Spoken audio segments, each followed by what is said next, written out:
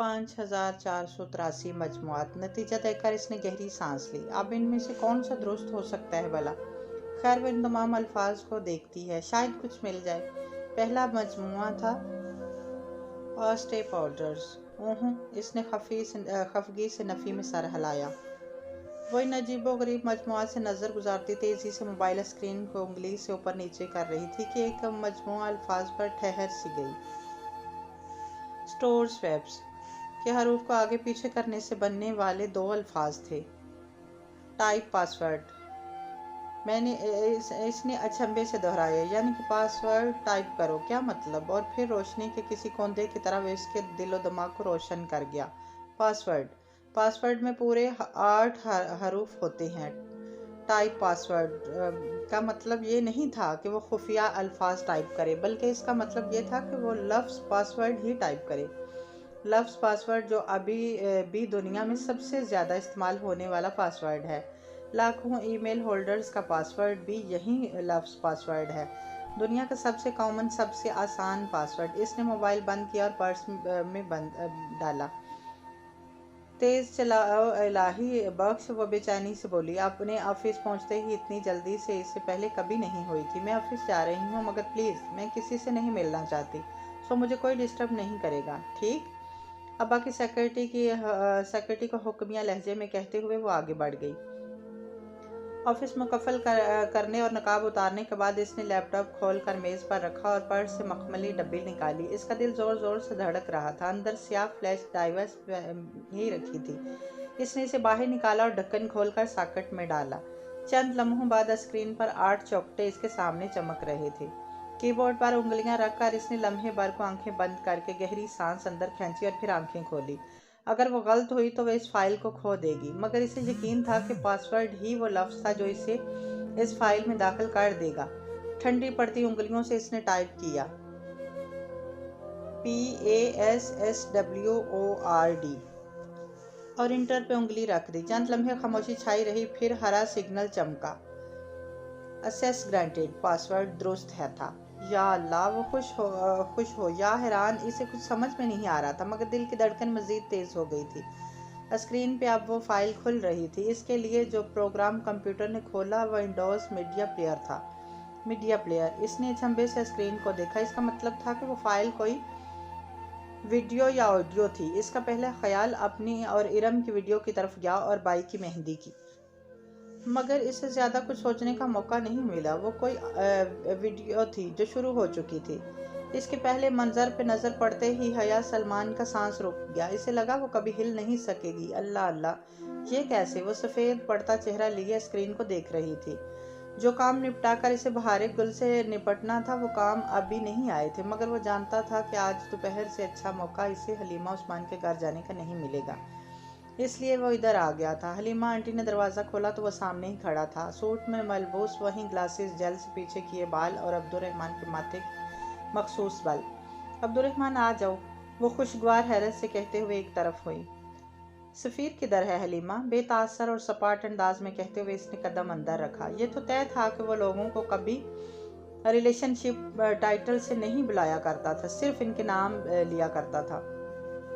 Hotel में होगा, call करूं इसे? नहीं, आप इसे कॉल नहीं करेंगी। और बहारे, इसने एक लफ्ज़ी इस्तफसार किया। जितना हलीमा उस्मान उसे जानती थी वो बांप गई। वो बहुत बुरे मूड में था। वो अंदर स्टडी रूम में बैठी है, बहुत उदास, उन्होंने मलाल से बताया। शायद इसका दिल नरम करने की कोशिश की। हरकतें जो ऐसी हैं इसकी, वो बेहद गुस्से से कहते हुए लंबे लंबे डग भरकर स्टडी रूम की जानब बढ़ गया। बिना दस्तक के दरवाज़ा धकेला तो कुर्सी पर बैठी बहारे गुल ने चौंक कर सर उठाया। पूरे घंघरियाले बालों की पोनी बनाई, लंबे फ्राक में मलबूस, वो वाकई गमज़दा लग रही थी। इसे देखकर इसकी आंखें चमक उठी। अब्दुर्रहमान, वो कुर्सी से उठी और मेज़ के पीछे से घूमकर सामने आई। बहारे का फूल जैसा चेहरा खिल उठा था। बहुत अच्छा लगता है तुम्हें दूसरों को अजियत देना, वो इतने गुस्से से बोला था कि वो वहीं रुक गई। चेहरे की जोत बुझ सी गई। मैं तुम्हारे लिए क्या नहीं करता, और तुम बदले में मेरे मसाइल बढ़ाने पे तुली हो। तुम मेरी दुश्मन हो या दोस्त? इसकी बड़ी बड़ी बुरी आंखों में नमी उतर आई। तुम मुझसे नाराज़ हो अब्दुर्रहमान? नहीं नहीं, मैं तुमसे बहुत खुश हूँ। इतना पैसा खर्च करके इतनी मुश्किल से मैंने तुम्हारे लिए पासपोर्ट बनवाया था। नई शनाख्त, नया घर, नई जिंदगी, मगर तुमने इसे जला दिया। वो इतनी बरहम सी झड़क रहा था कि कोई हद नहीं। बहारे खफकी से सर झुकाए वापस कुर्सी पर जा बैठी। मुझे नया घर नहीं चाहिए। अगर मैं चली जाती तो तुम्हारी मदद कौन करता? मैंने तुमसे मदद का वादा किया था ना। तुम्हें मेरी ज़रूरत है, मैं इसलिए नहीं गई। चंद लम्हे बाद सर उठाकर बहुत समझदारी से इसने समझाया। अच्छा, मुझे तुम्हारी ज़रूरत है, वो इब्तदाई अंदाज में कहता आया और कुर्सी खींचकर टांग पे टांग रख कर बैठा। अब दोनों के दरमियान मेज़ हाइल थी। हाँ है, मैं तुम्हें छोड़कर नहीं जाऊंगी। मुझे एक बेवकूफ़ बच्चे की किसी की मदद ज़रूरत नहीं, सुना तुमने? मुझे बच्चा मत कहो, बहारे ने दबे दबे गुस्से से कहा। मैं पूरे 5.5 साल बाद 15 की हो जाऊंगी। और फिर तुम मुझसे शादी करोगे ना? इसने डरते डरते पूछा। आयशा ने भी तब भी इसे लगता था कि वो कहीं न कहीं से खफकी से इसे देख रही है। बहारे गुल, इसने बेजारी से सर झटका। मैं तुमसे कभी शादी नहीं करूँगा, बल्कि जो तुम कर रही हो इसने मुझे मरवा ज़रूर दोगी।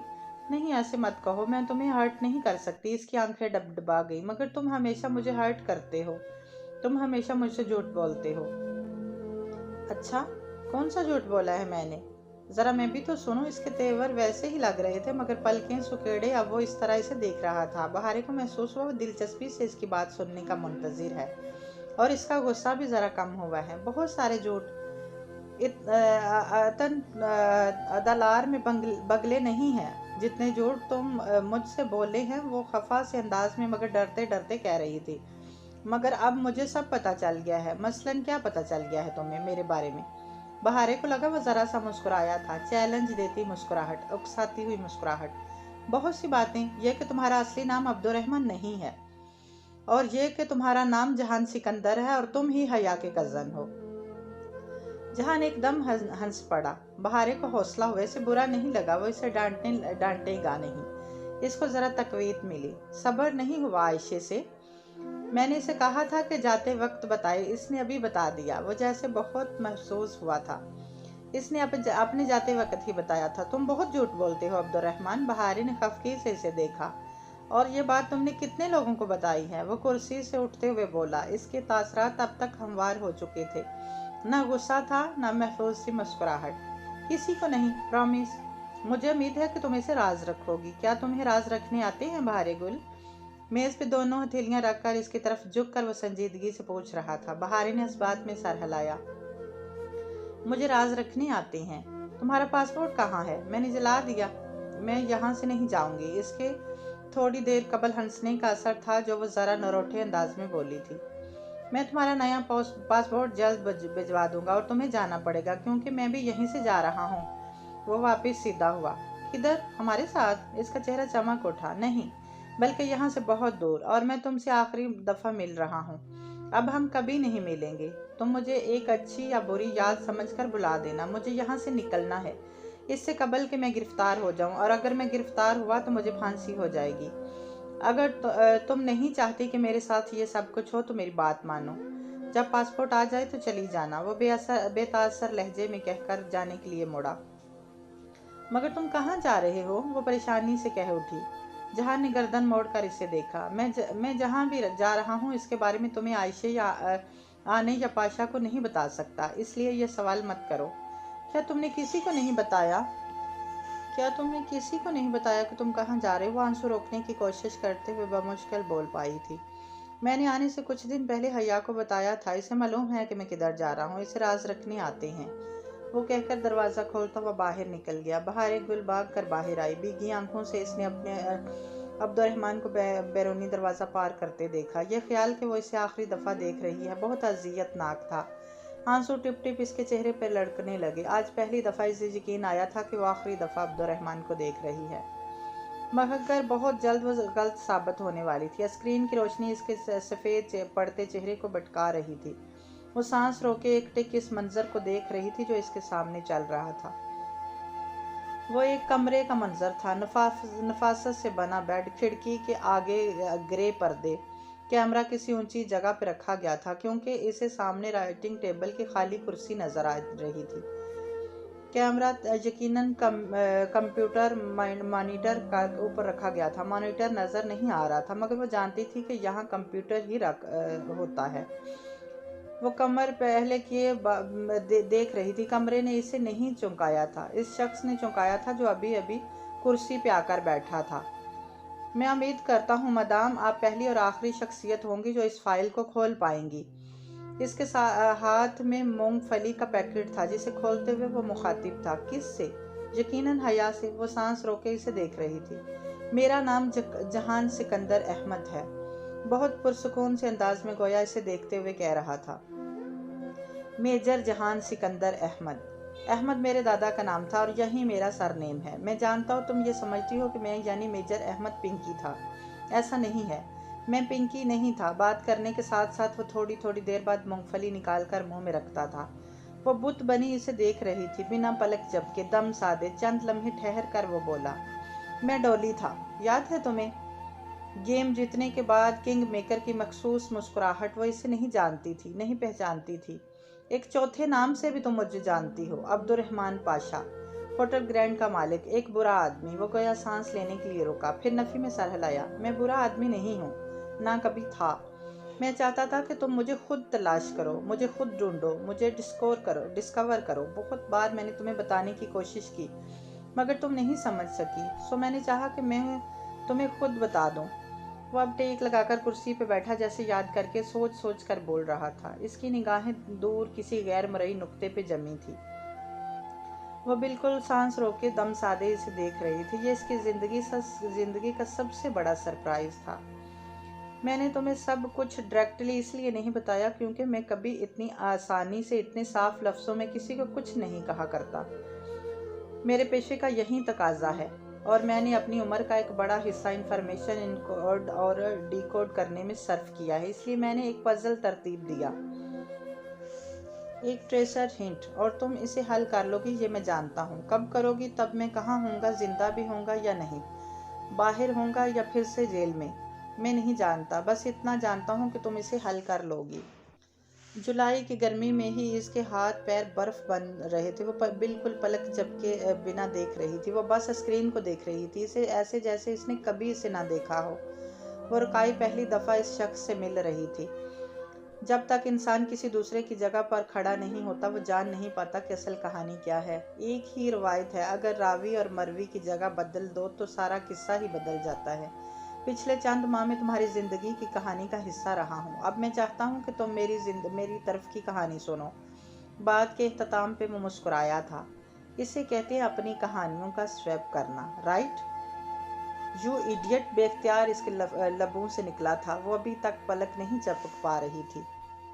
وہ ماہ دسمبر کے اسلام آباد کی خوبصورت ٹھنڈی سپہر تھی۔ بادل ہارسو چھائے تھے، سبز درخت، سیاہ بادل، سرمئی سڑک، ایک پرسکون ٹھنڈا سا امتزاج۔ وہ پینٹ کی جیبوں میں ہاتھ ڈالے سر جھکائے سڑک کے کنارے چل رہا تھا۔ جس ہوٹل میں اسے جانا تھا وہ وہاں سے چند گز کے فاصلے پہ تھا۔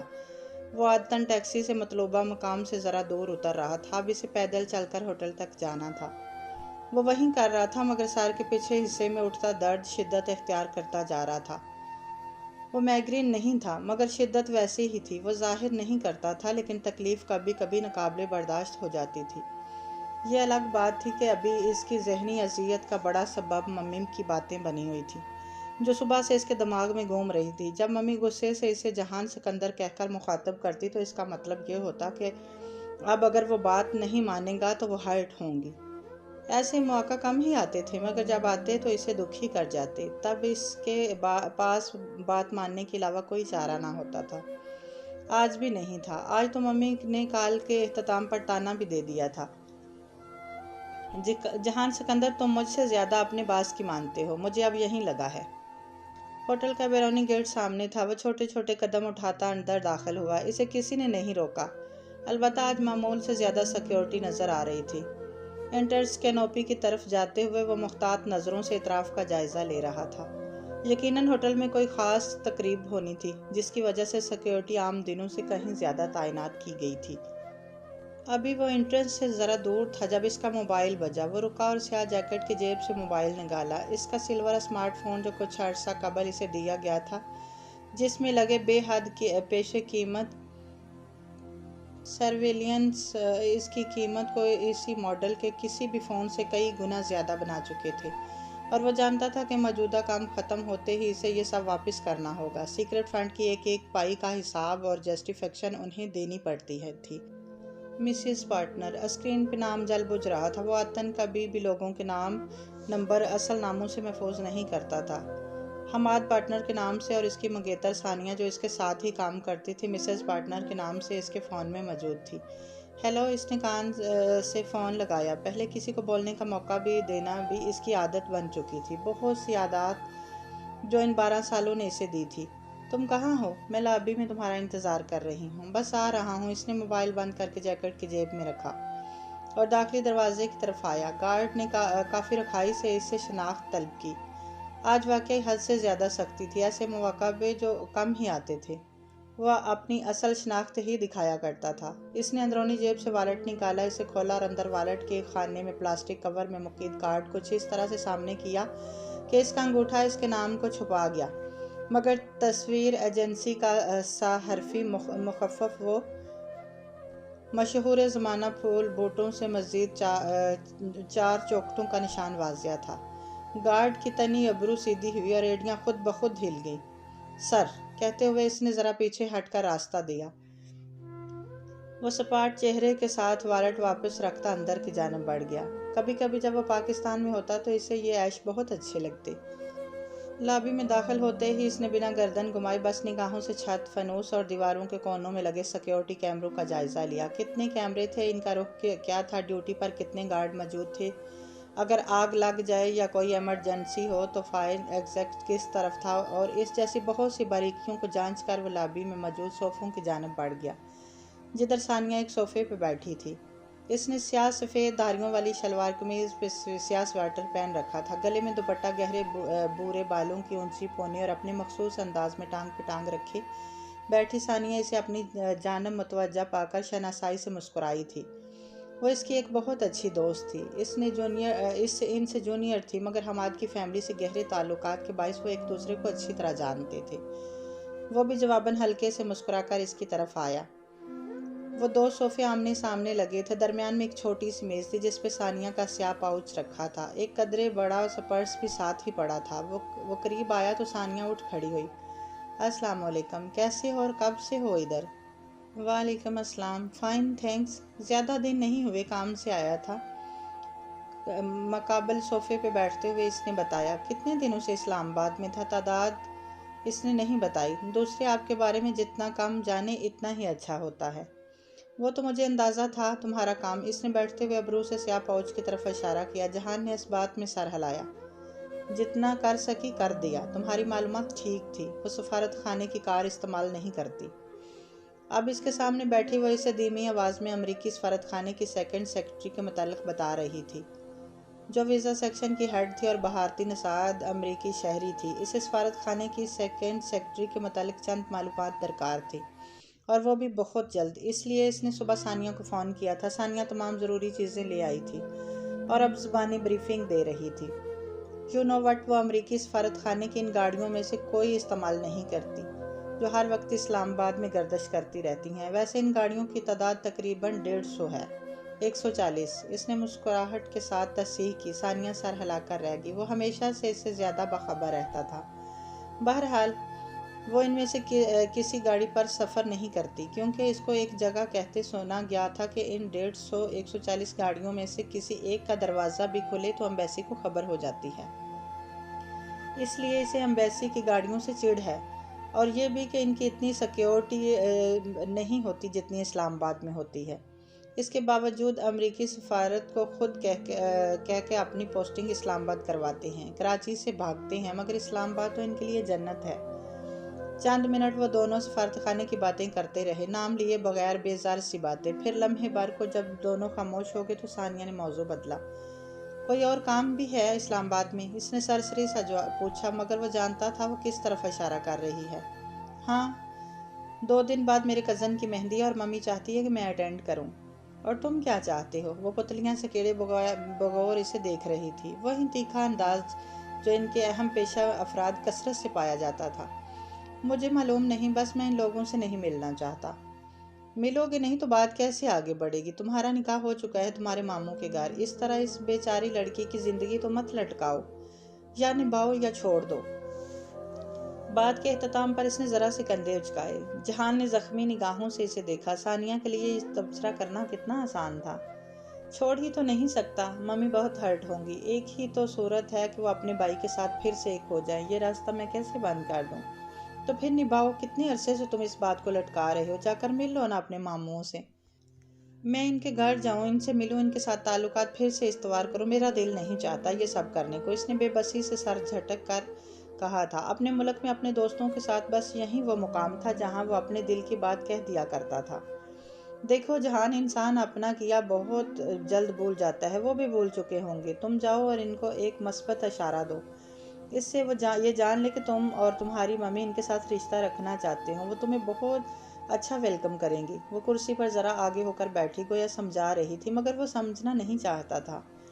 मैं रिश्ता नहीं निभा पाऊंगा। मैं क्यों इनको धोखा दूं? क्यों इनकी बेटी के साथ ज्यादती करूं? देखो, मैं झूठ बोलकर शादी नहीं करूंगा और सच जानने के बाद वो अपनी बेटी से मेरी शादी नहीं करेंगे। बात फिर वहीं आ जाएगी कि मम्मी हर्ट होंगी। वो शदीद किस्म के मखमल में था। शायद वो मसला हल ही नहीं करना चाहता था।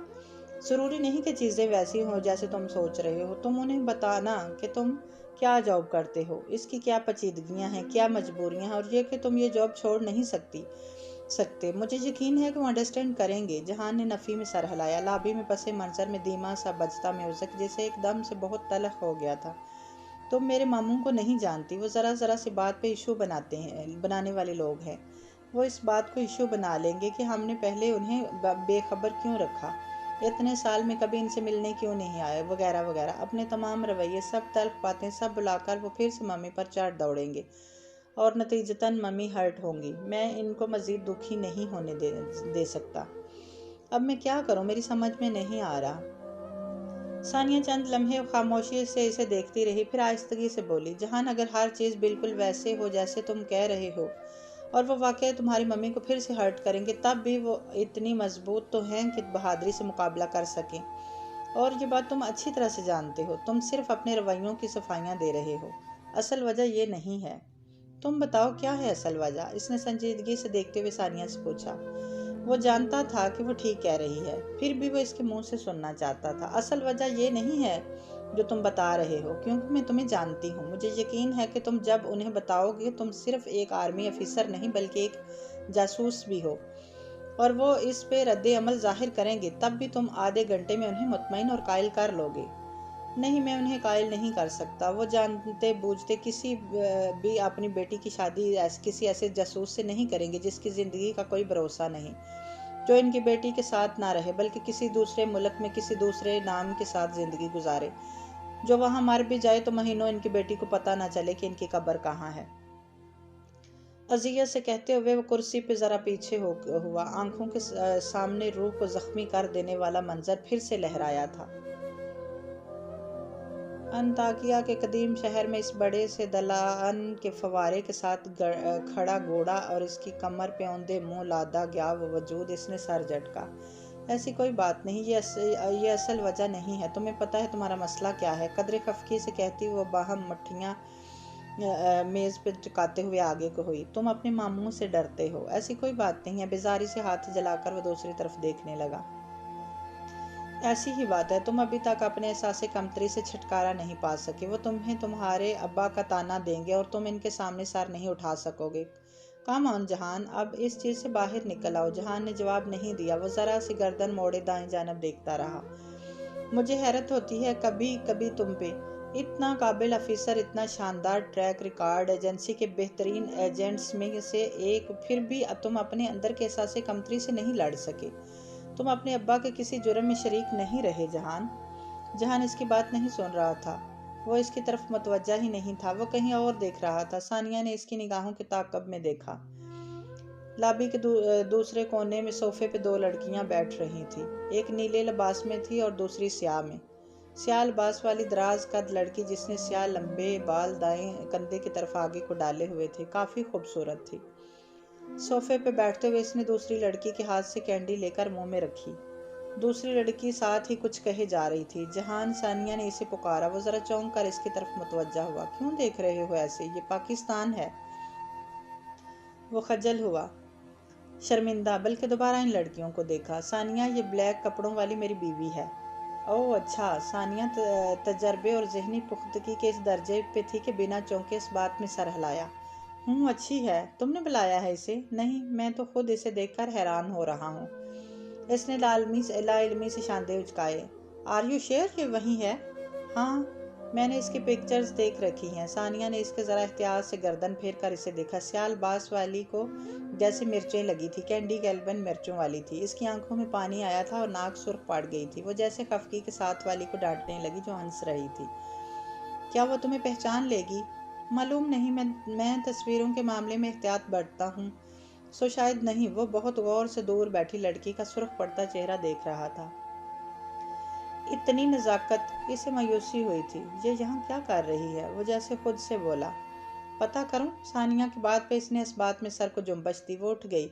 इसी वक्त सियाल बास वाली लड़की कलाई पे बंदी घड़ी देखती उठी थी। उन्हें शायद कहीं पहुंचना था। ये कहाँ पढ़ती है? सानिया ने जाते हुए पूछा। इंटरनेशनल इस्लामिक यूनिवर्सिटी, शेयर एंड लॉ, 7वां सेमेस्टर। मम्मी की दी हुई मालूमात इसने जूं की तूं दोहरा दी। और इसका नाम हया सलमान है।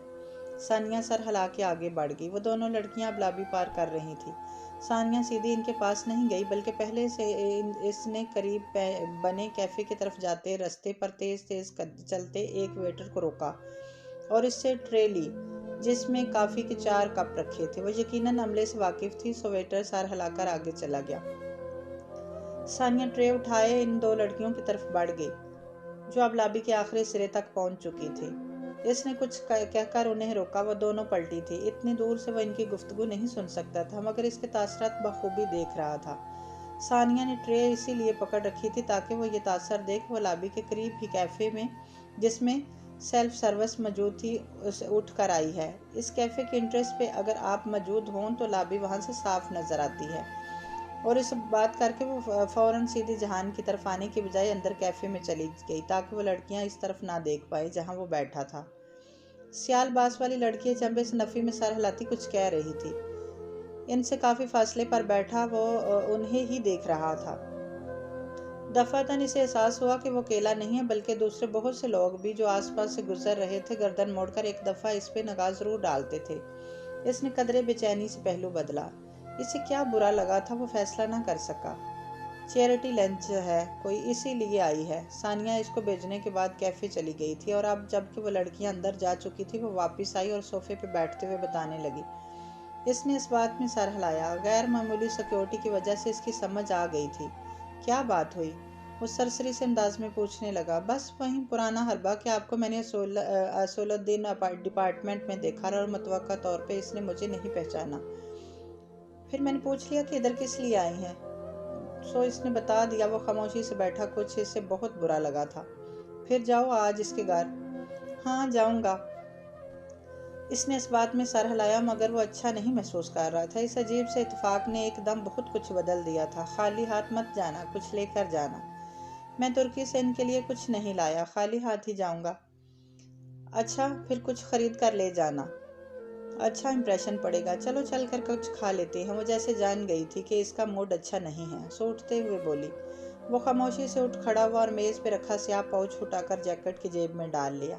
तुम अपसेट लग रहे हो। नहीं, बिल्कुल नहीं। वो ज़बरदस्ती मुस्कुराया। तुम सुनाओ, कब तक तुम्हारा मंगेतर मुझे जितना हैंडसम हो जाएगा? चंद सेशन मज़ीद लगेंगे। बर्न काफ़ी ज़्यादा था। वो बात का रुख बदलने के लिए सानिया से हमाद के बारे में बताने लगी।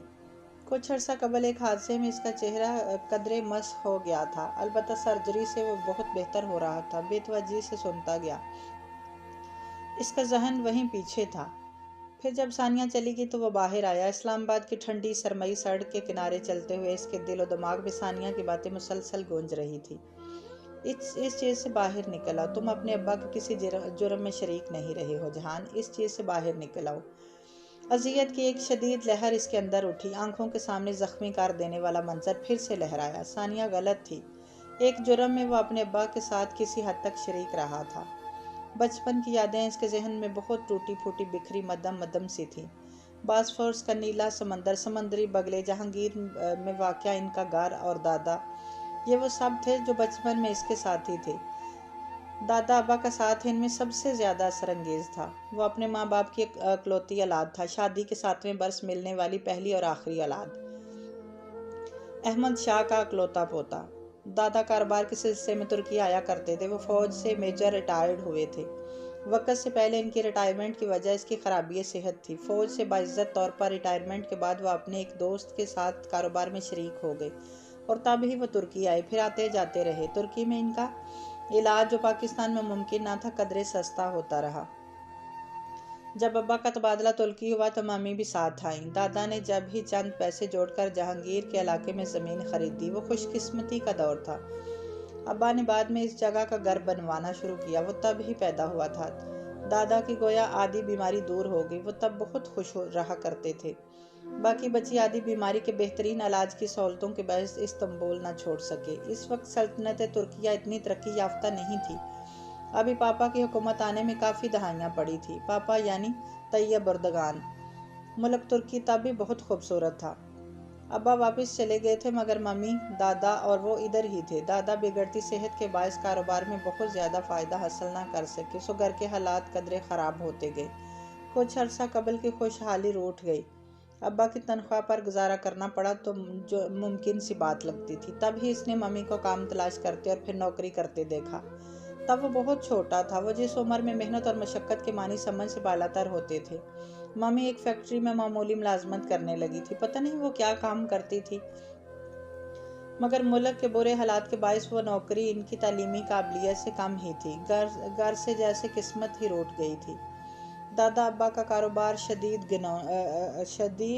घाटा हुआ और नासाजी सेहत के बायस इनका काम ना करना बराबर हो गया। मगर वो काम फिर भी करते थे। वो मेहनत करने वाले, मजबूत हाथों वाले और मशक्क़त करने वाले आदमी थे। बज़ाहिर रौबदार लगते थे मगर बात करने पर इतने ही मेहरबान, शफीक। जहान को वो कभी बीमार नहीं लगे थे। रोज़ सुबह वो इसे साथ लेकर वाक पर जाया करते थे। वो थक जाता, दादा उन्हें नहीं थकने देते। वो बहुत मजबूत, बहुत बहादुर इंसान थे। वो इसके आइडियल थे, इसके हीरो। बुरा वक्त कम नहीं हुआ, बढ़ता गया तो एक रोज़ इसने दादा को अफसरदा देखा। जहांगीर वाला घर जो उन्होंने बहुत चाह से बनवाया था, उन्हें बेचना पड़ रहा था। दादा, हम वो घर क्यों छोड़ रहे हैं? जब वो वॉक के लिए बाहर निकले तो इनका हाथ पकड़कर चलते हुए इसने गर्दन उठाकर इनको देखते हुए पूछा था। उन्होंने बहुत मलाल से इसे देखा मगर बोले तो आवाज़ मजबूत थी। ये घर बहुत बड़ा है, हमारी ज़रूरत से भी ज़्यादा। इसको बेचकर हम कोई छोटा घर ले लेंगे। क्या हम नया घर खरीदेंगे? नहीं बेटा, हम अभी इसके मुतहम्मिल नहीं हैं। मगर तुम ये बात अपनी माँ से मत करना। तुम तो जानते हो ये जानकर वो गमगीन होगी। क्या तुमको राज रखने आते हैं मेरे बेटे? इसने फ़ौरन इस बात में सर हिलाया। जी दादा, मुझे राज रखने आते हैं। फिर उन्होंने जहांगीर छोड़ दिया और समंदर के किनारे एक दरे खस्ता हाल जगह पर आ बसे, जहाँ इनका घर छोटा और पहले से कमतर था। किराए का घर। तब इसके करीब फैला साहिल समंदर आज की तरह खूबसूरत पुख्ता फुटपाथ से मुज़य्यन नहीं होता था, बल्कि वहाँ पत्थरों का कच्चा पक्का सा साहिल था। बगले हर वक्त वहाँ फड़फड़ाते उड़ा करते। दादा कहते थे इस्तांबुल मस्जिदों का शहर है, लेकिन जहान को वो हमेशा बगलों का शहर लगता था। अपने घर की बालकोनी से वो इन बगलों को अक्सर देखा करता था। शाम में वहाँ बैठकर वो इनको यूं शुमार करता जैसे लोग तारे शुमार करते थे। वो थक जाता मगर बगले ख़त्म ना होते। वो अब भी सुबह दादा के साथ बसफोर्ड किनारे वाक पे जाया करता था। वो अपनी बीमारी के बावजूद बहुत तेज़ तेज़ चला करते। जहान बगलों के लिए रोटी का टुकड़ा पकड़े इनकी रफ्तार से मिलने की कोशिश में लगा रहता, मगर वो हमेशा आगे निकल जाते, फिर रुक जाते और तब तक ना चलते जब तक वो इनके साथ ना मिलता। आप रुकते क्यों हैं? वो तिनक कर पूछता। मैं चाहता हूँ कि मेरा बेटा मुझसे आगे निकले, पीछे ना रहे। वो इसे हमेशा मेरा बेटा कहते थे। बहुत बाद इसे महसूस हुआ कि वो अपने असल बेटे को बहुत पसंद नहीं करते। अब्बा से बाद आया करते और जब भी आते दादा के साथ तलख कलामी ज़रूर हो जाती। मम्मी अब किसी जगह से कपड़ों पे मुख्तलिफ़ किस्म के मोतियों का काम सीखती थी, साथ में नौकरी। अब्बा इनसे भी लड़ पड़ते मगर इसने हमेशा अपनी माँ को सब्र शुक्र करके खामोशी से अपना काम करते देखा था। वो अब्बा को बहुत रिसान से जवाब देकर उन्हें खामोश करा देती और साथ साथ अपना काम करती रहती। मम्मी और दादा ये दोनों अफराद कभी फारिग नहीं बैठते थे। बेकार रहना ये लफ्ज़ इसकी लगत में नहीं था। बहुत बचपन से वो इनकी तरह बनता गया। इसे काम की आदत पड़ गई और फिर इसे फारिग बैठने का मतलब भूल गया। इसे बस इतना मालूम था कि वो वर्किंग क्लास लोग हैं, उन्हें हर वक्त काम करना चाहिए। फारिग सिर्फ इन लोगों को बैठना चाहिए जो अमीर हों और जिनके पास बहुत सी सहूलियात मैसर हों, जैसा कि इसके मामू के लोग। वो इनसे तब ही मिल पाता जब कभी शाजो नादर तुर्की आते। वो इसे हमेशा नापसंद रहे थे। इसके दोनों बड़े मामू रोब और दबंग और मगरूर से थे। इनके सामने ही बैठकर लगता था कि वह बहुत शाहाना किस्म के लोग हैं, जबकि वो और दादा मम्मी बहुत गरीब और मामूली इंसान हैं। इसने मम्मी के बड़े मामू के सामने सख्ती से नफ़ी में सर हिलाते जैसे इनकार करते या मना करते हैं देखा था। मम्मी इस्तफसार पे कुछ ना बताती। दादा से पूछा तो उन्होंने बताया वो तुम्हारी मम्मी को पैसे देना चाहते थे मगर वो नहीं लेती। क्यों? वो हैरत से सवाल करता। जब इंसान के ये दो हाथ सलामत हो तो इसकी इज्जत किसी से कुछ ना लेने में ही होती है। जो हाथ फैलाता है मेरे बेटे, वो अपना सब कुछ खो देता है। दादा कहते थे इंसान को इज्जत से जीना और वकार से मरना चाहिए। जैसे दादा थे बहुत इज्जत वाले और जैसे मम्मी थी मेहनत करके मशक्क़त करके ज़िंदगी बसर करने वाले लोग। मगर पता नहीं क्यों अब्बा ऐसे नहीं थे। वो 8 बरस का था जब अब्बा एक दिन तुर्की आए। तब वो एक आला ओहदे पर पहुंचकर काफ़ी कमाने लग गए थे, मगर तब भी इनके हालात ना बदल पाए। अलबत्ता इस बार इसने पहली बार दादा और अब्बा को लड़ते हुए सुना था, बुलंद आवाज़ से, गुस्से से बहस करते। वो बहुत डर गया था। मम्मी इस वक्त घर पे नहीं थी। अब्बा लड़ झगड़ कर सामान पैक करके बाहर चले गए और दादा अपने कमरे में जाकर लेट गए। रात वो डरते डरते खामोशी से दादा के कमरे में आया। वो चुपचाप लेटे थे, लहाफ ओढ़े, छत को तकते। इनका चेहरा पीला सफ़ेद और आंखें गुलाबी पड़ रही थी। दादा, वो धीरे से इनके पास आ बैठा। इनकी समझ में नहीं आया कि उन्हें क्या हुआ है। इसने पूछा कि क्या वो ठीक हैं? उन्होंने खाना खाया है? उन्हें कुछ नहीं चाहिए। दादा नम आंखों से इसे देखते नफ़ी में सर हिलाते गए। तुम्हें पता है जहान? अपने बूढ़े हाथों में इसका छोटा सा हाथ थाम कर वो इसकी आंखों में देखते हुए कहने लगे, सुल्तान टीपू को जिसने धोखा दिया था वो मीर सादक था। इसने सुल्तान से दगा किया और अंग्रेज़ों से वफा की। अंग्रेज़ ने इनाम के तौर पर इसकी कई पुश्तों को नवाजा। उन्हें महाना वजीफ़ा मिला करता था। मगर पता है जहान, जब मीर सादक की अगली नस्लों में से कोई ना कोई हर माह वजीफ़ा वसूल करने अदालत आता तो चपड़ासी सदा लगाया करता था, मीर सादक गद्दार के विरसा हाजिर हों। एक आंसू इनकी आंख से फिसला और तकिए में जज़ब हो गया। मेरे बेटे, मेरी बात याद रखना। जैसे शहीद में कब्र जाकर सैकड़ों साल जिंदा रहता है, ऐसे गद्दार की गद्दारी भी सदियों याद रखी जाती है। दिन के अख्ताम पर फ़र्क सिर्फ इस चीज़ का पड़ता है कि इंसान तारीख में सही तरफ था या गलत तरफ था। फिर उन्होंने इसका हाथ अपने हाथों में पकड़ लिया। इसे आज भी याद था। दादा के हाथ इस रोज़ कँपा रहे थे। मेरे बेटे, मुझसे एक वादा करोगे? इसने इस बात में सर हिलाया।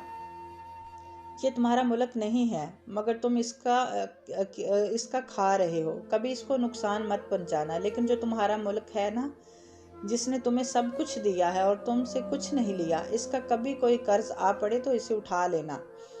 मैं वह बोझ नहीं उठा सकता जो तुम पे आन पड़ा है। तुम इसे उठा लेना। फिर उन्होंने लहाफ में जैसे जगह बनाई। आओ मेरे पास लेट जाओ। वो वहीं दादा के बाजू से लगा इसके लहाफ में लेट गया। दादा बहुत गर्म हो रहे थे। इनका बिस्तर भी गर्म था। इसकी आंखें बंद होने लगी। वो सो गया। सुबह वो उठा तो दादा फौत हो चुके थे। इस रोज़ वो बहुत रोया था।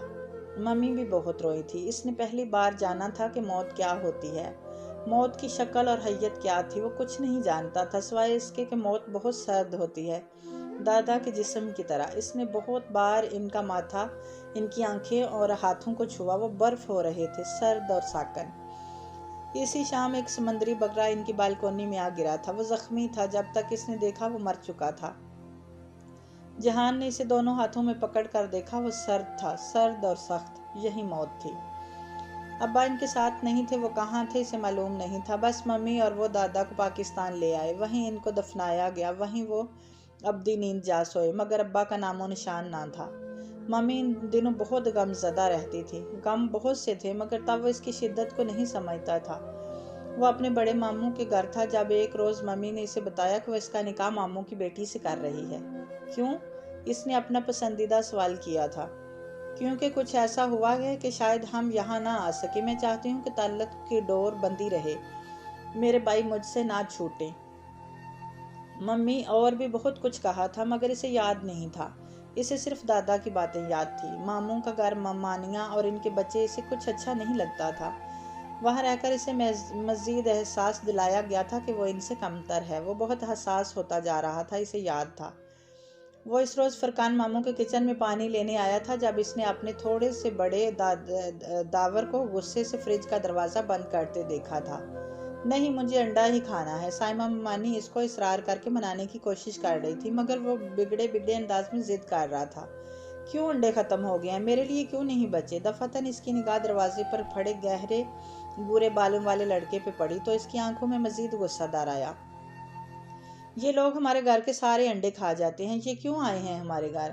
بس کرو داور، کوفتوں میں ڈال دیے تھے اس لیے ختم ہو گئے، میں منگوا دیتی ہوں۔ ابھی پتہ نہیں ممانی نے اسے دیکھا تھا یا نہیں، مگر وہ فوراً پلٹ گیا۔ اس نے اپنے اندر ایک ہلکی سی آواز آئی تھی جو انڈے کو ضرب لگا کر توڑنے کی ہوتی ہے، جو کسی کی عزت نفس مجروح کرنے کی ہوتی ہے۔ اس روز کھانے میں نرگسی کوفتے بنے تھے، اسے کوفتوں میں انڈے دکھائی دیے تو اس نے پلیٹ پرے کر دی۔ رات کو بھی اس نے کھانا نہیں کھایا۔ اس کا اب ماموں کے گھر کسی بھی شے کو کھانے کو دل نہیں چاہتا تھا، انڈے تو کبھی بھی نہیں۔ ممی رات کو بہت حیرت سے وجہ پوچھنے لگی تو اس نے صاف صاف وہ بتا دیا جو صبح ہوا تھا۔ ممی چپ ہو گئی، پھر انہوں نے اسے توس اور ساتھ کچھ اور لا دیا۔ جتنے دن وہ وہاں رہے اس نے انڈوں کو ہاتھ تک نہیں لگایا۔ ممی نے ایک دفعہ پھر اصرار نہیں کیا، وہ پہلے سے بھی زیادہ غمزدہ لگتی تھی۔ وہ واپس آئے تو چند روز بعد ابا بھی آ گئے۔ اب وہ ان کے ساتھ رہتے تھے، مگر گھر کا ماحول بہت تلخ اور خراب ہو گیا تھا۔ ممی اور ابا کی اکثر لڑائی ہو جاتی، ابا ہی بولتے رہتے، ممی خاموشی سے کام کیے جاتی۔ اس نے بھی اپنی ماں کی عادت اپنا لی، وہ بھی خاموشی سے ممی کا ہاتھ بٹاتا رہتا۔ پھر جلد ہی انہوں نے استنبول چھوڑ دیا۔ صرف ایک گھر، ایک شہر نہیں، انہوں نے بہت سے گھر اور بہت سے شہر بدلے۔ وہ جیسے کسی سے بھاگ رہے تھے، کس سے اور کیوں وہ نہیں جانتا تھا، مگر اس نے ابا کو پھر ہمیشہ مضطرب اور پریشان ہی دیکھا۔ زیادہ عرصہ نہیں گزرا، 10 برس کا تھا جب اس نے جان لیا کہ ابا کس سے اور کیوں بھاگ رہے ہیں، اور یہ اس نے تب جانا جب اس نے دنیا کا سب سے خوبصورت آدمی دیکھا۔ ان دنوں وہ انطاکیہ میں تھا۔ ابا کے ایک دوست کے فارم ہاؤس کے 2 کمرے اس کے پاس تھے۔ ممی ان لوگوں کے باڑے اور کھیت میں کام کرتی تھی۔ وہ فصل کے دن تھے، انطاکیہ میں کٹائی کے موسم کی خوشبو بسی تھی۔ فارم کی چھت پر چڑھ کر دیکھو تو وہ شام کی سرحدی باڑ دکھائی دیتی تھی۔ وہ اکثر وہاں سے شام کی سرزمین کو دیکھا کرتا تھا، مگر اس رات وہ سو رہا تھا جب اس نے وہ آواز سنی۔ وہ ایک دم اٹھ بیٹھا۔ ممی ادھر نہیں تھی، ان کو آج رات دیر تک فصل پر کام نپٹانا تھا۔ وہ جانتا تھا۔ پھر آواز کس کی تھی؟ جیسے کوئی درد سے چلایا تھا۔ آواز ساتھ والے کمرے سے آئی تھی۔ وہ فوراً بستر سے اترا۔ وہ ڈرا نہیں، وہ میجر احمد شاہ کا بہادر پوتا تھا۔ اس نے سلیپرز پہنے اور دروازہ کھول کر باہر آیا۔ دوسرا کمرہ جو سامان کے لیے استعمال ہوتا تھا، اس کی بتی جلی ہوئی تھی۔ جہان نے اس کا دروازہ دھکیلا تو وہ کھلتا چلا گیا۔ اندر کا منظر بہت بھیانک تھا۔ کمرے میں چیزیں ادھر ادھر بکھری تھی جسے بہت دنگا مشتی کی گئی ہو۔ ابا ایک کونے میں شل سے کھڑے تھے، ان کے ہاتھ میں ایک چاقو تھا جس کے پھل سے خون کے قطرے ٹپ ٹپ گر رہے تھے۔ وہ خود بھی جیسے شاک سے ہوئے سامنے فرش پر دیکھ رہے تھے جہاں کوئی اوندے منہ گرا ہوا تھا۔ ابا، اس نے پکارا۔ جیسے کرنٹ کھا کر انہوں نے سر اٹھایا۔ اسے دیکھ کر ان کی آنکھوں میں خوف دار آیا۔ انہوں نے گھبرا کر چاقو پھینکا۔ یہ میں نے نہیں، یہ مجھے مارنا چاہتا تھا، میں کیا کرتا؟ بے ربط سی صفائی دیتے وہ آگے بڑھا اور جلدی سے دروازہ بند کیا۔ جہان پھٹی پھٹی نگاہوں سے اوندے میں گرے شخص کو دیکھ رہا تھا، بلکہ نہیں، وہ اس خون کو دیکھ رہا تھا جو اس کے اوندے گرے جسم کے نیچے سے کہیں سے نکلتا فرش پر بہہ رہا تھا۔ جہان، میری بات سنو میرے بیٹے۔ ابا نے بہت بے چارگی سے اسے کندھوں سے تھام کر سامنے کیا۔ ان کا میرے بیٹے کہنے کا انداز بالکل دادا جیسا نہ تھا۔ یہ آدمی مجھ سے لڑ رہا تھا، میرے پاس کوئی دوسرا رستہ نہ تھا سوائے اس کے کہ میں اس کو روکوں، ورنہ یہ مجھے پاکستان لے جاتا۔ میرے بیٹے، تم یہ بات کسی کو نہیں بتاؤ گے، ٹھیک ہے؟ اس نے خالی خالی نظروں سے انہیں دیکھتے اس بات میں سر ہلایا۔ تم کسی کو نہیں بتاؤ گے؟ اپنی ماں کو بھی نہیں؟ نہیں ابا، مجھے راز رکھنے آتے ہیں، اس نے خود کو کہتے سنا۔ چلو پھر جلدی کرو، اس جگہ کو ہمیں صاف کرنا ہے، اس کی لاش کو کہیں دور لے کر جانا ہے۔ میں گھوڑا لاتا ہوں، تب تک تم تولیہ لے کر یہ صاف کرو۔ اس نے فرما برداری سے سر اس بات میں ہلایا۔ چند روز پہلے باڑے میں ایک گائے زخمی ہو کر مر گئی تھی، اس کا خون جو دیوار پہ لگ گیا تھا اس نے صاف کیا تھا ممی کے ہمراہ، اب بھی وہ کر لے گا۔ میں ابھی آتا ہوں۔ ابا تیزی سے باہر نکل گئے، اسے لگا شاید اب کبھی واپس نہ آئیں، جیسے دادا نہیں آئے۔ پہلی دفعہ اسے محسوس ہوا تھا کہ اس کا ابا پہ بھروسہ نہ تھا، مگر کام تو اسے کرنا تھا۔ وہ بھاگ کر 2-3 تولیے لے آیا اور پنجوں کے بل فرش پہ جھکا خون صاف کرنے لگا۔ وہ باڑے کی گائے نہیں تھی، وہ کوئی انسان تھا، جیتا جاگتا وجود جو اب لاش بن چکا تھا۔ چند لمحے بعد ہی وہ شدید خوف کے زیر اثر آنے لگا، اس کے ہاتھوں میں لرزش آ گئی، مگر کام تو اسے کرنا تھا۔ کچھ دیر بعد کسی خیال کے تحت اس نے خون سے تولیہ چہرے کے قریب لے جا کر سونگا، پھر ناک کی سوندیں منہ گرے وجود کے اور اوپر جھکا کر سانس اندر کو کھینچی۔ اس آدمی کے وجود سے خوشبو اٹھ رہی تھی، ایسی خوشبو جو اس نے کبھی نہیں سونگھی تھی۔ وہ خوشبو دھیرے دھیرے اس کا خوف زائل کر گئی۔ بہت زور لگا، اس نے اس آدمی کو سیدھا کیا، پھر اس کے سینے پہ جہاں سے خون ابل رہا تھا تولیہ زور سے دبا کر رکھا۔ اپنے سامنے ایک لاش کو دیکھ کر بھی اسے ڈر نہیں لگ رہا تھا، اس لیے نہیں کہ وہ احمد شاہ کا بہادر پوتا تھا، بلکہ اس شخص میں کچھ ایسا تھا جو ہر طرف خوشبو بکھیر رہا تھا۔ اس نے سیاہ پینٹ، سیاہ سویٹر اور سر پر سیاہ اونی ٹوپی لے رکھی تھی۔ اس کا رنگ سرخ و سفید سا تھا۔ وہ بہت خوبصورت اور وجیح آدمی تھا۔ سیدھا کرنے پر اس کی تھوڑی جو سینے سے جا لگی ذرا اوپر ہو گئی تو گردن پر پسینے کے قطرے نمایاں نظر آ رہے تھے۔ جہاں نے اس کے ماتھے پر ہاتھ رکھا وہ گرم تھا، دادا کے جسم کی طرح ٹھنڈا نہیں تھا، سخت نہیں، اکڑا ہوا بھی نہیں تھا، وہ بہت نرم اور گرم تھا۔ کیا وہ واقعی مر چکا تھا؟ اسی اثنا میں ابا آ گئے۔ وہ اب پہلے سے زیادہ سنبھلے ہوئے لگ رہے تھے۔ اس کے زخم پر ایک کپڑا کسی کے باندھنے کے بعد ابا اسے گھسیٹتے ہوئے باہر لے گئے۔ وہاں ایک گھوڑا کھڑا تھا، اسے بمشکل گھوڑے پہ اوندا لاد کر ابا نے بام تھام لی۔ وہ بھی ساتھ ہی ہو لیا۔ رات کا وقت تھا، ہر سو سناٹا مہیب طریق۔ ابا فارم کی پچھلی طرف آ گئے، وہاں بڑے سے کچے صحن کے وسط میں فوارہ بنا تھا۔ ابا 2 بڑے بیلچے کہیں سے لے آئے اور زمین کھودنے لگے۔ اس نے بھی بیلچہ تھام لیا، وہ ان کی مدد کرنے لگا۔ کافی دیر بعد جب گڑھا کھد گیا تو ابا نے بمشکل اس لاش کو اتار کر گڑھے میں ڈالا۔ ابا کیا یہ مر چکا ہے؟ وہ متذبذب تھا، وہ بول اٹھا۔ انہوں نے اسے حیرت سے دیکھا۔ ابا یہ مر چکا ہے، نہ سانس ہے نہ دھڑکن۔ یہ کون تھا ابا؟ مٹی ڈالتے ہوئے لمحے بھر کو وہ رکے، جیسے فیصلہ کر رہے ہوں کہ اسے بتانا چاہیے یا نہیں، مگر پھر بتانے کا فیصلہ کر لیا۔ یہ پاک اسپائی تھا اور مزید کوئی سوال نہیں۔ جہان نے اس بات میں سر ہلا دیا، وہ مزید کوئی سوال کر بھی نہیں رہا تھا۔ اس کی نگاہیں اس سیاہ پوش شخص پر جمی ہوئی تھی جس پر ابا مٹی گرا رہے تھے۔ بلا شبہ وہ اس دنیا کا خوبصورت ترین آدمی تھا۔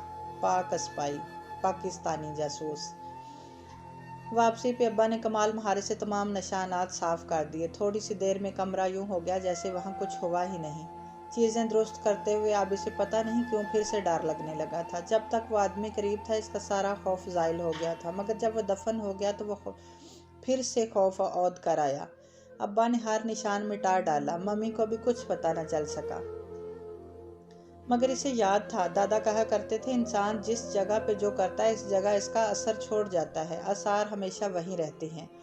وہ کہتے تھے کہ سورہ یاسین میں لکھا گیا ہے، وہ یہ بھی کہتے تھے کہ انسان جو بولتا ہے اس کے الفاظ ہوا میں ٹھہر جاتے ہیں، آثار کبھی نہیں مٹتے۔ اس پاک اسپائی کے آثار بھی اس کے ذہن پہ، اس کمرے کے فرش پر اور فوارے کے سنگ مرمر پر نقش ہو چکے تھے۔ اگلے 3 روز بخار میں پھنکتا رہا، ایک عجیب سا احساس، کوئی اسے پکار رہا ہے، فوارے کے ساتھ کچے صحن کی قبر سے کوئی اسے آواز دے رہا ہے، وہ کہہ رہا ہے کہ اس کا بدلہ ضرور دیا جائے گا۔ یہ احساس ہر شے پر حاوی تھا۔ تب پہلی دفعہ اس نے وہی منظر خواب میں دیکھا۔ حقیقت میں وہ اسے دفنا کر آ گئے تھے، مگر خواب میں ہمیشہ یوں دکھائی دیتا جب وہ دفنا کر پلٹتے تھے تو وہ قبر سے اسے پکارتا ہے، خوبصورت سحر انگیز سی آواز، مگر الفاظ اسے سمجھ میں نہیں آتے۔ وہ بہت مدھم مبہم سا کچھ کہتا تھا، وہ کبھی نہ جان پایا کہ وہ کیا کہتا تھا، لیکن تب بھی اسے لگتا تھا کہ شاید وہ بتا رہا ہے کہ اس کا بدلہ ضرور لیا جائے گا۔ وہ لوج جلدی انطاکیہ چھوڑ کر ادانا چلی گئی۔ یہاں سے وہ کچھ عرصے بعد کونیا منتقل ہو گئی، اور جب وہ 12 برس کا ہوا تب 4 برس کی خانہ بدوشی کے بعد وہ استنبول واپس آ گئے۔ ممی نے بتایا کہ اب انہیں حکومت نے اجازت دے دی ہے اور یہ کہ اب وہ آرام سے استنبول میں رہ سکتے ہیں۔ मगर आराम से वो तब भी नहीं रहने लगे थे। मम्मी वैसे ही जाब करती थी, अलबत्ता अब्बा बदलते जा रहे थे। वो पहले से ज़्यादा मुस्तरिब और चिड़चिड़े रहने लगे थे। अब्बा कभी वो गुस्से में इतने बेकाबू हो जाते कि इसे लगता वो पागल होते जा रहे हैं। तब इसे वो पाक अस्पाई बहुत याद आता था। फिर एक रात मम्मी के साथ लेटे हुए छत को तकते इसने उनसे पूछ ही लिया, मम्मी ये पाक अस्पाई कौन होता है?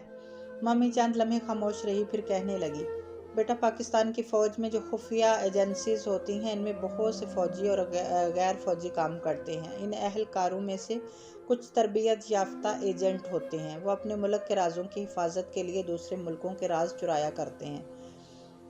मगर वो करते क्या हैं? वो दूसरे ममालिक में जाकर जासूसी करते हैं, बेस बदल बदल कर। वो हर जगह फिरते हैं। इनका कोई एक नाम या एक शनाख्त नहीं होती। इनका कोई एक घर या एक फैमिली नहीं होती।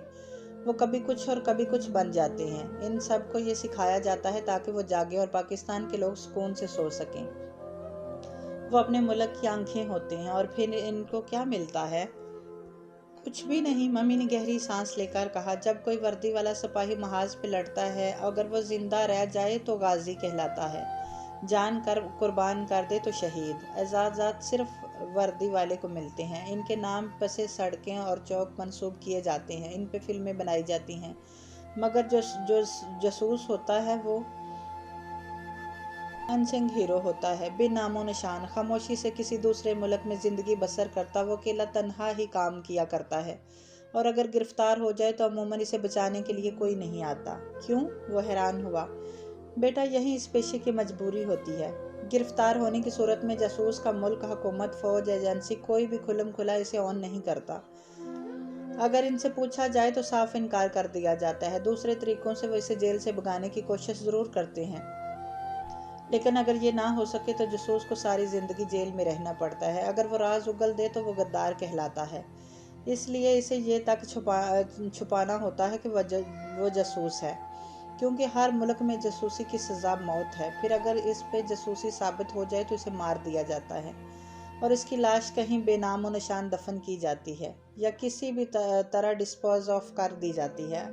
और बाज़ दफ़ा कितने ही अरसे तक इसके ख़ानदान वालों को भी पता नहीं चलता कि वो कहाँ है। इसका जनाजा तक नहीं पढ़ाया जाता। इसकी आंखों के सामने अंताकिया में फवारे के साथ खोद दी गई कब्र घूम गई, बेनामो निशान कब्र। फिर तो इसको कुछ भी ना मिला मम्मी। बेटा जो आदमी खुद को इस काम के लिए पेश करता है वो इस बात से वाकिफ़ होता है कि गिरफ्तार होने या यारे गैर में मारे जाने के बाद इसके साथ क्या होगा। इसको तारीख कभी हीरो के नाम से याद नहीं करेगी। इसके मुल्क में इसकी फ़ाइल पर टॉप सीक्रेट या क्लासिफाइड की मोहर लगाकर बंद कर दी जाएगी। वो इसे सब जानते बूझते भी खुद को इस जॉब के लिए पेश करता है। पता है क्यों? क्यों? इसने अपना पसंदीदा सवाल फिर से दोहराया। क्योंकि बेटा जो शख्स अपनी जान के ज़रिए अल्लाह की राह में लड़ता है, इसे दुनिया के अज़ाज़ात और तारीख़ में याद रखे जाने या ना रखे जाने में फ़र्क नहीं पड़ता।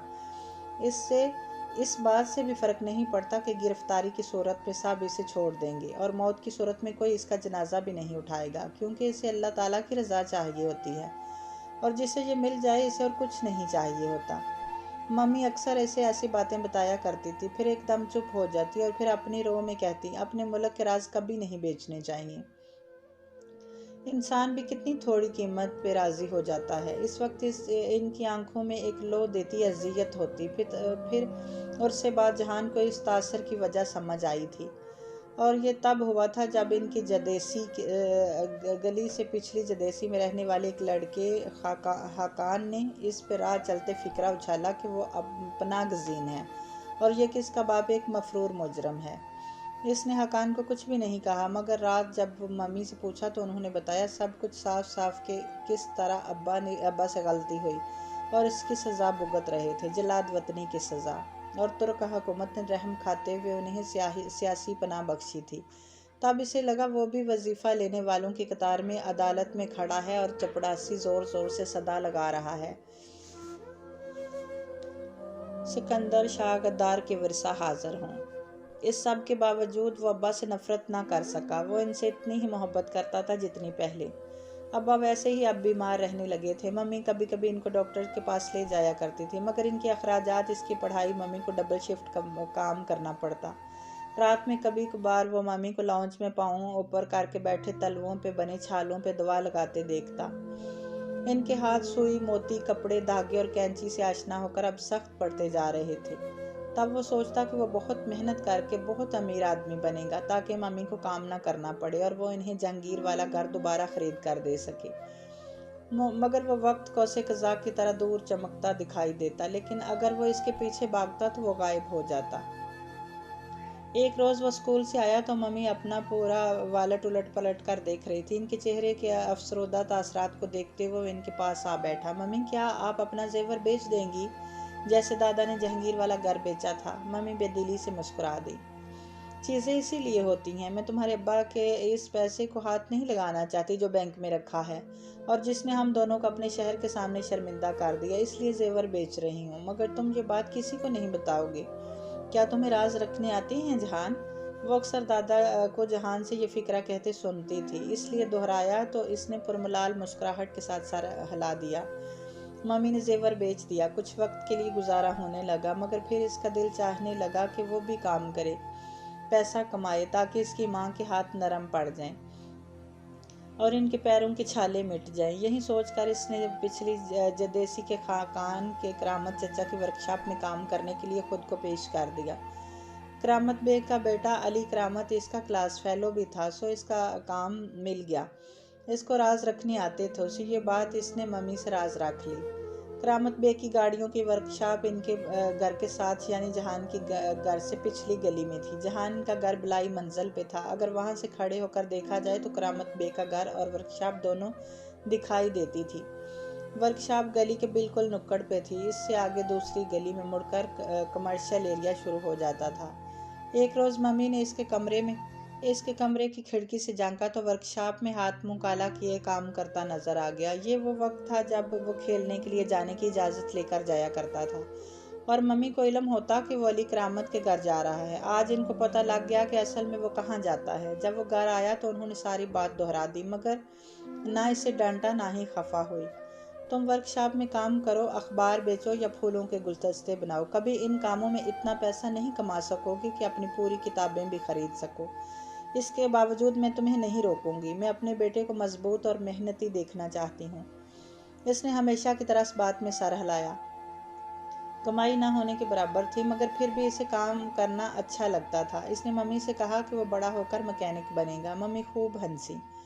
ابھی تم نے زندگی میں بہت کچھ دیکھنا ہے، بہت سے پیشے دیکھ کر تم کہو گے تم نے وہیں بننا ہے، لیکن اصل میں انسان کو وہیں پیشہ اپنانا چاہیے جس کے مطابق اس کی صلاحیت ہو۔ ابھی یہ فیصلہ بہت دور ہے کہ تم کیا بنو گے، مگر تب بھی وہ جانتا تھا کہ وہ مکینک ہی بنے گا، یہیں اس کی منزل تھی۔ پھر کبھی کبھی وہ خواب اسے ستاتا، وہ خواب جس نے ان برسوں میں کبھی اس کا پیچھا نہیں چھوڑا تھا، وہ پاک صفائی اور اس کا روشن چہرہ۔ تب اس کی خواہش ہوتی کہ وہ بھی اس جیسا ہی بنے، لیکن پھر وہ ڈر جاتا، معلوم نہیں کیوں۔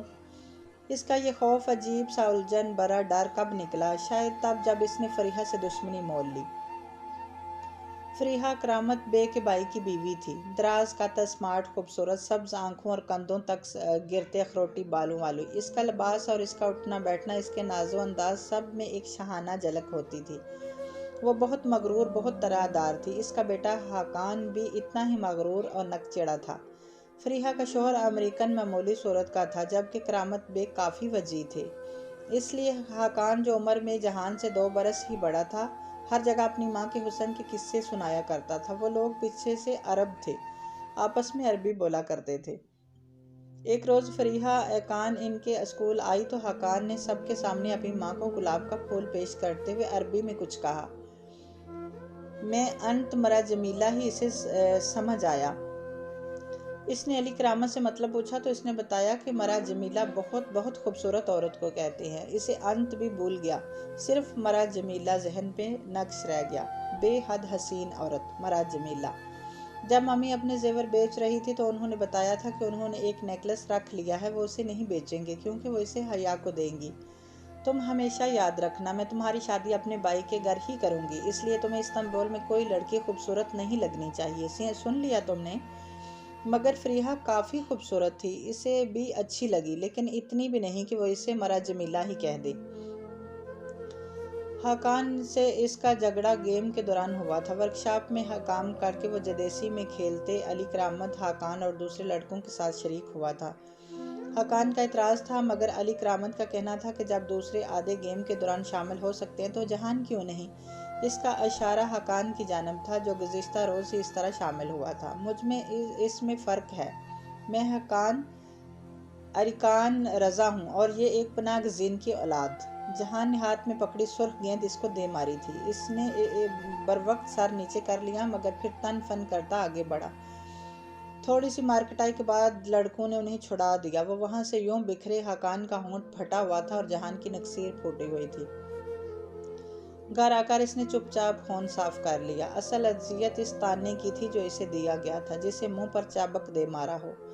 وہ تکلیف بہت زیادہ تھی، پھر بھی ابا کے خلاف نہ جا سکا، شاید اس لیے کہ اس کی ماں نے کبھی اسے باپ کے خلاف نہیں برا، بلکہ ہمیشہ یہی سکھایا کہ نفرت گناہ سے کی جاتی ہے، گناہ گار سے نہیں۔